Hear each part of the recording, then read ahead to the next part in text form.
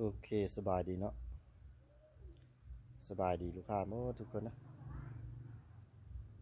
มื้อนี้ก็ว่างเนาะก็จะกลับมารีวิวปืนลมเนาะรุ่นตักติโก้นะรุ่นนี้จะเป็นรุ่นตักติโก้งานใส่งอนนะปี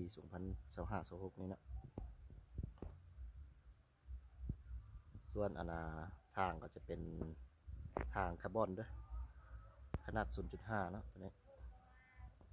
เล้าก็จะเป็นเล้า XM8 เนาะ XM8 ยาว50เซน10เกลียวเด้อตัวนี้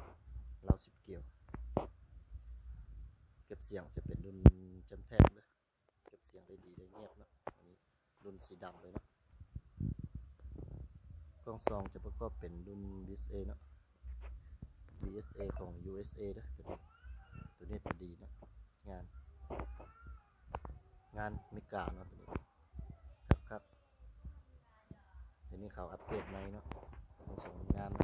ขนาดของไชน่ามันจะมีสายอันนี้แล้วก็ฝาปกอันนี้มันจับสายตัวนี้จับเนาะแต่ว่าตัวนี้เขาเฮ็ดฝาปกคือรุ่นอื่นเนาะของอเมริกา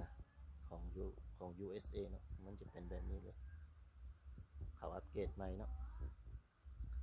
USA ขนาดจะเป็น 4-16 คูณ 4 14เนาะตัวนี้งานเนาะรุ่น USA ออกใหม่นี้ประมาณนี้เลย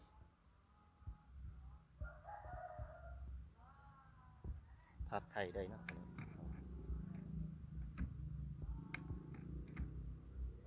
ตัวนี้สร้างนุ่มเนาะตัวนี้สร้างนุ่มเนาะเพราะว่ามันเป็นใช้งอนยังบ่ทันเติมโลใส่กันโอเคกันมาลูกค้าเพื่อนนะที่สนใจก็สามารถติดต่อมาหาได้เด้อเครื่องแมนยังมีพร้อมส่งเนาะ